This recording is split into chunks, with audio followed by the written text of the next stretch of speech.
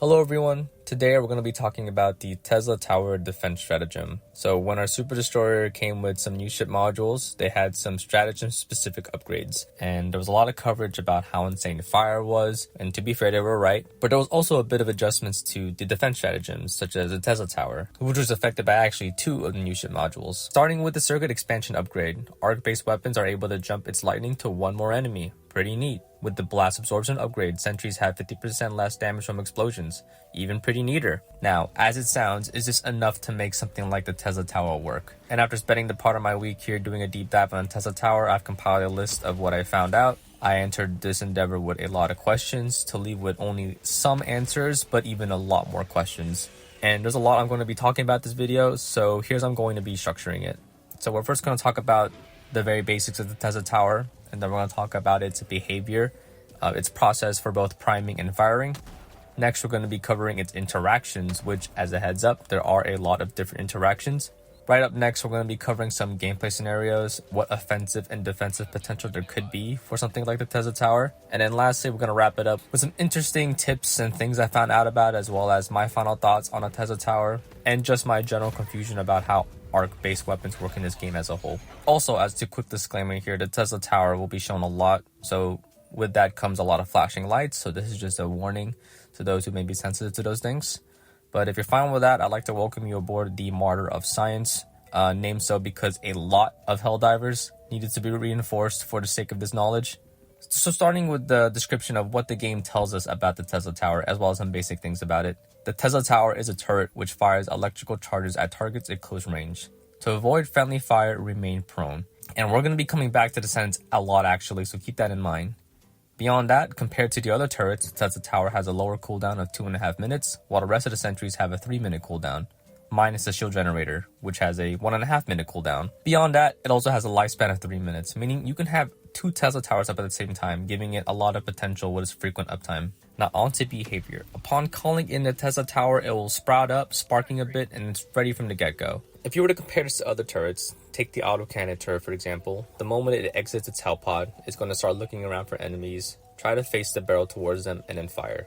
Now the Tesla Tower has no barrel, but will still try to identify enemies within its range. From what I've tested, the effective range seems to be about 20 meters, so anything within 20 meters will initiate its first stage, the priming. And now when I say anything, take this loosely, as I still have no clear idea of what will initiate the priming.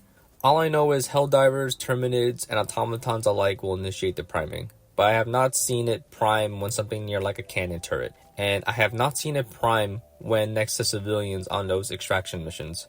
When the Tesla Tower does prime, you can visually see this by the flare of electrical currents near the top of the tower. Priming takes about 1.5 seconds, but before we get into firing, a little bit more on the priming part of it. There are multiple ways to reset the priming. One is by simply leaving the effective range within 1.5 seconds. So if you were 21 meters away from it, you enter 20 meters, it starts to flare up, you walk back, you reset the priming.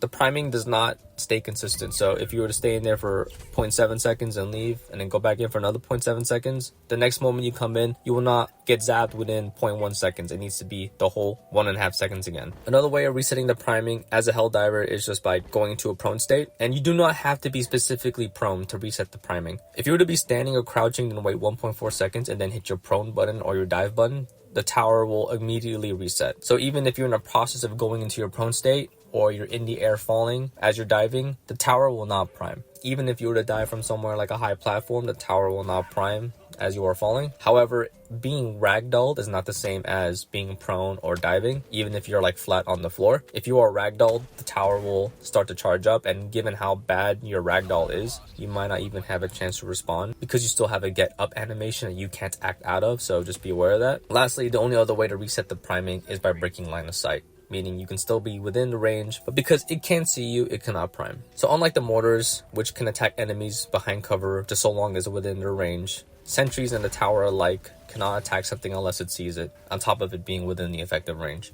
However, unlike the sentries, you can pretty much easily tell from what point of origin the sentries will be viewing from. More often than not, it's the barrel of the weapon. But for the Tesla Tower, given its design, it's kind of hard to tell what exactly is looking at me, if that makes sense. And from what I've tested, it is not the top of the tower, it's more so along the middle of the shaft. You can have a visual with the top of the tower and be exposed to it and will not prime. But expose yourself to a slightly lower part of it and it'll start to look a little bit more active. And there's a couple of ways to break line of sight with a tower. You can crouch behind some boxes and stand behind a wall. You can use a smoke grenade or even the eagle and orbital smokes to prevent the Tesla Tower from priming. Those are just a couple ways that I found out. Lastly, before the Tesla Tower has fired, it will need to charge before it can even begin the priming. Charging takes 1.5 seconds, and this is indicated by an audible cue. The sound cue only plays after it has fired and will play regardless if anything is around it or not. If you were to prime the Tesla Tower, move away, and then come back next to it, the audio cue will not play again. So at that point, all you have left is to be visually aware of it. Because that's the thing about the priming. It is silent. It, for some reason, plays no sound. So on to firing, which is where the Tesla Tower has a complete mind of its own. I want you to refer back to what the game told us about the Tesla Tower, which is to avoid friendly fire, remain prone. And that only applies from what I've seen to the prime, because when the Tesla Tower fires, it will fire at almost always the next closest thing. I know I said almost always, but that's the thing. The firing part of the tower is the most inconsistent part of it. It just makes me want to rip my hair out. There's no clearly defined rules from what the Tesla Tower will fire at. Best rule of thumb I have is that it will fire at the closest thing next to it. As to what exactly classifies as a target to it, that's yet to be fully understood. I have several examples of me being prone close to the tower as bugs and bots approach it. The moment they get in range, it begins to prime because I'm prone, so it won't prime. But the moment it fires, it hits me. I've also seen it fire at anything in a hell pod, several different stratagems, and will even fire and hit what looks to be nothing. As much as I have of examples of hitting an odd target, I equally have it firing and hitting God knows what. I watch the thing prime, I watch the top of it flare,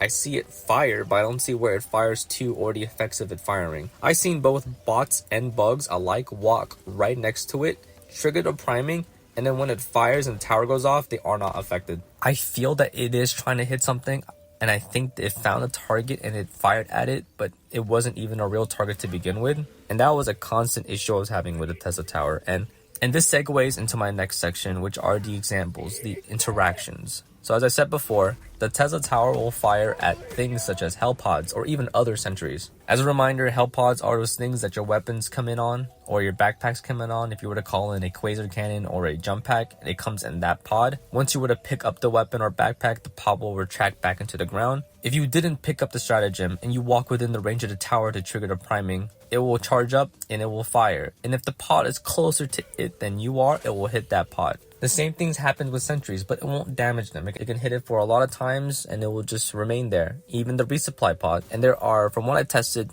3 stratagems that will get hit and will get affected by it. The first is the pilot exosuit, and whether you are in it or whether it is closer to it than you are at the end of the priming stage, it will get hit, and from what I've seen, it takes about 2 shots to actually destroy the exopilot suit. The second is the regular guard dog, the one that's equipped with a liberator, not the las weapon. So I've seen this Tesla Tower shoot it directly and even have it arced towards me, which is really interesting because it only affects that version of the guard dog, but not the other version of the guard dog for some reason. And lastly, it also affects the ballistic shield. If you were to put the ballistic shield on the floor, it will shoot the ballistic shield and it will arc towards you if you're close enough to it. And after 2 shots, it can even destroy the ballistic shield. Also, if you were to use a shield backpack, it will tank 1 hit for you from the Tesla Tower, but it won't be destroyed. It'll just simply need to recharge. And that's why I'm not grouping it with the rest of the 3 mentioned. And again, as for why it specifically will target the liberated guard dog, but not the guard dog rover, just goes to show how inconsistent the targeting for the Tesla Tower is. I've seen it attack both incendiary and regular mines from those mine stratagems. I've seen it attack the heavy machine gun placement, even if you're on it. But if you were on it and the front of the gun is facing the tower, it won't affect you. But if you were to turn around with your back facing towards the tower, it will then start to hit you. And there's a lot more interactions beyond that. But something I also wanted to really highlight here because of just how crazy it made me was that it will attack, but not all the time, samples. For some reason, it seems that the Tesla Tower can identify a sample as 2 different things. The first being an untouched sample. It's spawned into the world, has never been interacted with. And then there's another sample, one that's been interacted with in some way. It's never been picked up, but let's say you shot at it or around it with an explosive weapon. you warped the ground, you destroyed some crates, the Tesla Tower will now fire at that second sample. And given the fact that it interacts with samples that way, I've tried to drop my weapon, see if it interacts with that. It doesn't. I tried to drop the actual vial sample container.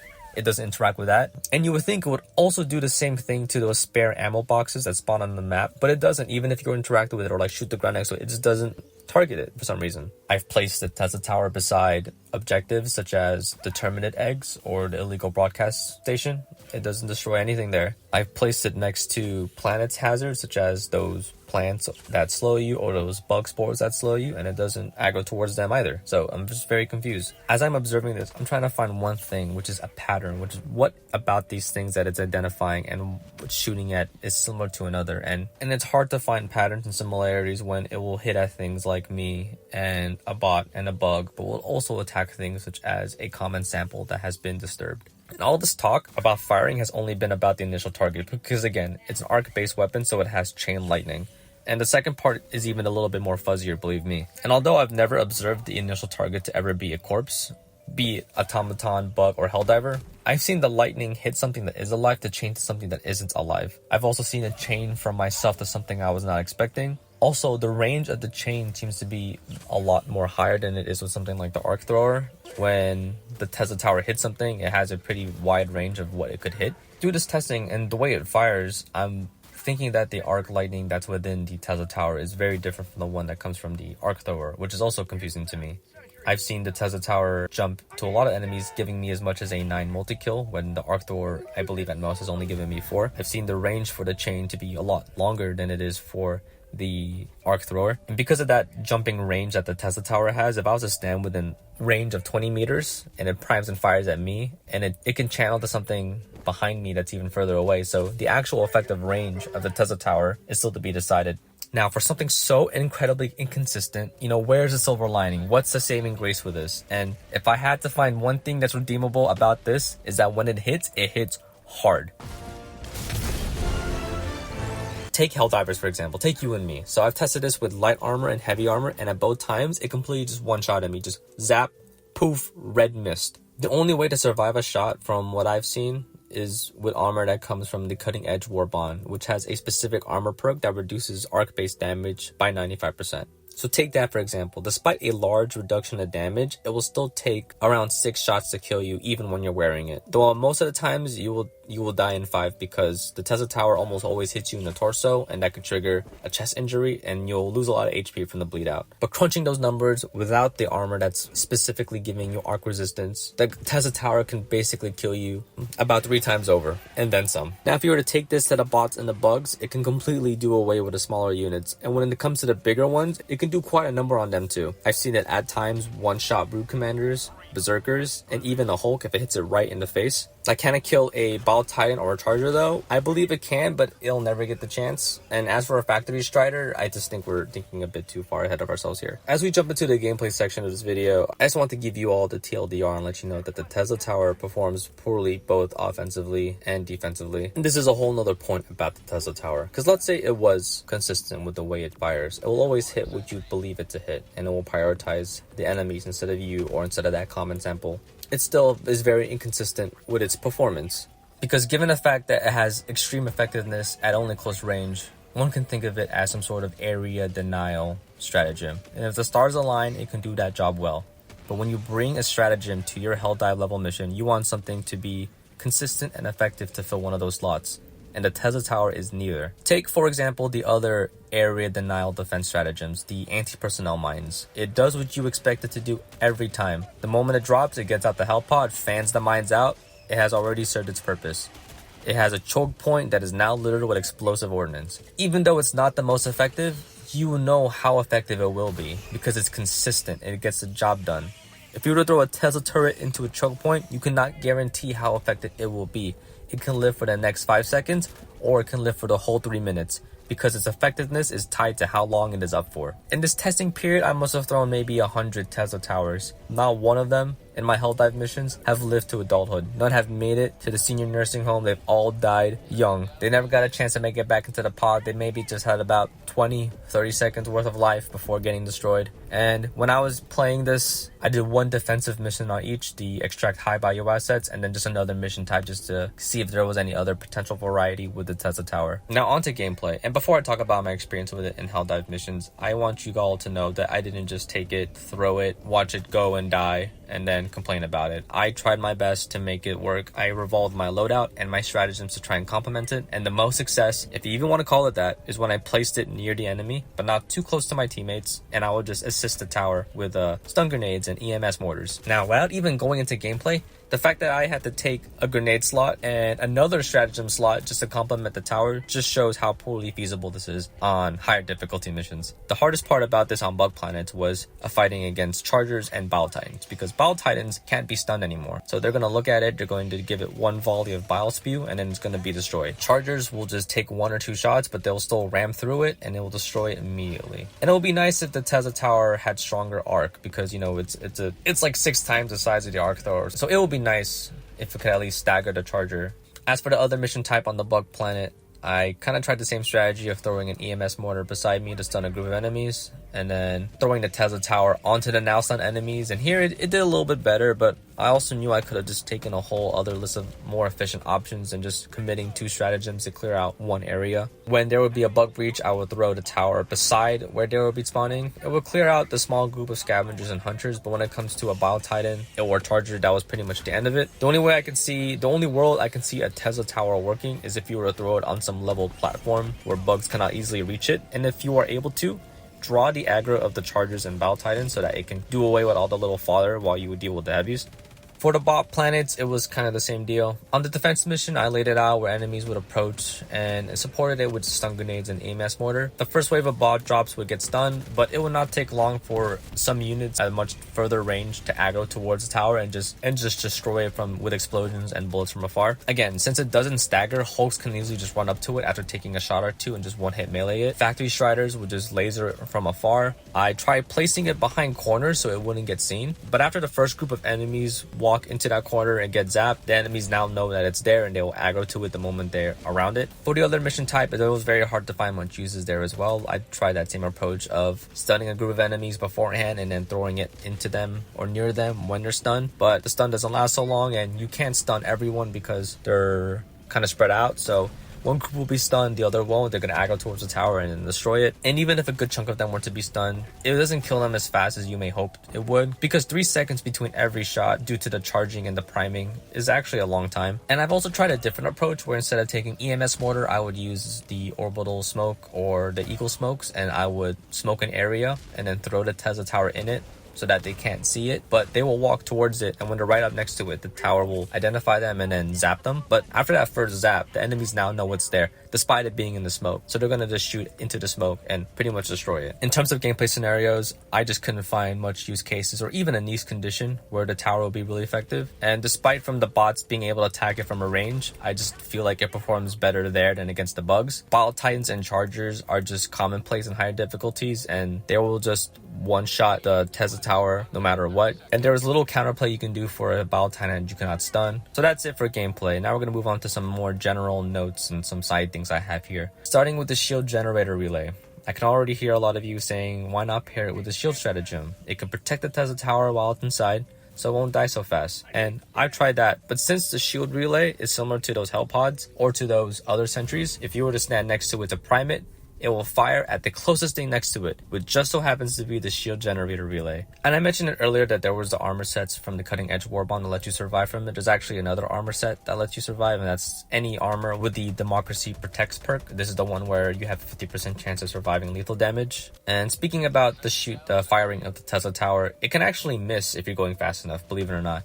In my testing, I had a jump pack just to test if it was able to hit you midair, which it can. But if you would go full sprint and jump alongside the Tesla Tower, you'll see that the shot could still miss. More on the jump pack, there is a invisible wall above the tower, which I did not expect. But what I also did not expect was there is a limit to the wall that you can actually reach. So you can jump pack if you go from a high enough distance and mantle up this invisible wall and you can just actually sit there and lay there. Additionally, on the firing of the Tesla Tower, it does not interrupt most things. It will not reset your spirit charge, it will not reset a quasar cannon charge. You will be able to interact with things such as the radar station without being knocked off of it, but it will knock you off of a terminal if it damages you there. To compensate for this, maybe what you can do is take a smoke grenade, call a Tesla Tower next to you to protect you, smoke yourself off, and then do the terminal. It's not a big tip, just something to be aware of as a potential use case. And since the Tesla Tower will fire at sentries alike, and it's possible to have, at a given time, 2 towers together, you can even have this epilepsy-inducing situation where they both prime because you're near it, but they both fire at each other. A little bit more notes I have here about line of sight is that it's able to recognize you through things such as a shield generator relay and even a fence. It can prime, but it won't be able to reach you. We also covered early on how things such as smoke can obscure line of sight for the Tesla Tower, but same thing can happen to planetary conditions such as the blizzard, where the range for the tower goes from 20 meters to 10 meters. Also, despite the odd things that the tower will target, it does not seem to target grenades.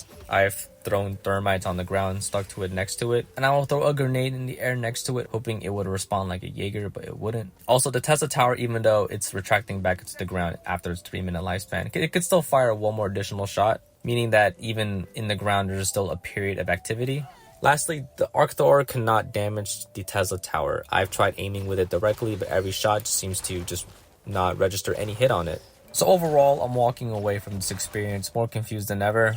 Beyond my initial endeavor of trying to understand the Tesla Tower, I'm at a point now where I'm trying to better understand how the actual arc lightning in this game works. I can't tell what is being targeted by this thing and why. So even if the tower was able to shoot at targets consistently, the fact that it can't even survive on the field as a defensive stratagem no less meant for area denial just shows how bottom of the list it is in terms of effective stratagems. I also just wondered why it cannot stagger enemies the way that the Arc Thrower can. I wonder why, despite it being a stratagem meant for frontline uses, it has just as much health as something in the back line like a mortar. An extra boost to health would be nice. And yes, explosive resistance was a very nice thing to give it, as well as the other sentries, but this thing will be destroyed most of the times by melee attacks, volleys of bile, and concentrated fire. So there's a lot of things that you can still do with this, with the tower, I believe, to make it a lot more useful. Because don't get me wrong, I love the Arc Thrower, I love the Tesla Tower, and I love it not in a mechanical sense in terms of effectiveness, just as a game in terms of design. It's very futuristic, sci-fi looking. It has a very interesting way of dispatching enemies, lightning of all things. Yeah, we have bullets, yeah, we have fire, yeah, we have rockets, but lightning, you know, I mean, what's not to love? Well, a whole lot actually, but I want to like it. I know I can get a lot more value from my missions by bringing other more useful stratagems, and when I took my first step into this deep dive, I just had this existing notion that the underusage of the tower was because people didn't quite understand it. But even after spending a lot of time trying to understand it, I'm more confused than ever. I'm hoping the devs are aware of this, and I'm hoping that as they continue to maybe introduce new arc-based weapons or make adjustments to the Arc Thrower, I just hope that the Tesla Tower isn't forgotten. And despite all of its flaws, we still have to acknowledge the fact that it's in this game, meaning there may be a time when you see someone bring it in for whatever reason. So if you just so happen to meet someone who brings it in, just stay 20 meters away from it. You need to visually just see if it's priming and dive during the stage if you think it's going to shoot at something. And if it's going to shoot at something and you can't get far away from it, just try not to be the closest thing next to it. If you were to take it, again, for whatever reason, I'm not going to judge. Just be sure to let your team know that you're using it, because not everyone will know how this thing works, and I'm not going to blame them. It's a very unique looking stratagem, and lightning in this game is just a thing to be understood. And if there's anyone out there looking to carry on this torch, you know, any of you genius Einstein level Helldivers out there, if you figure out something about this, can you please let me know? You will help me sleep a lot easier at night. And that's all I have for today though. So if you like what you see, like what you heard, please like and subscribe. I like to make a lot of Helldivers 2 content and have a lot of ideas currently in the works. So if you're interested, stay tuned. And again, thanks for checking out my video and have a nice day.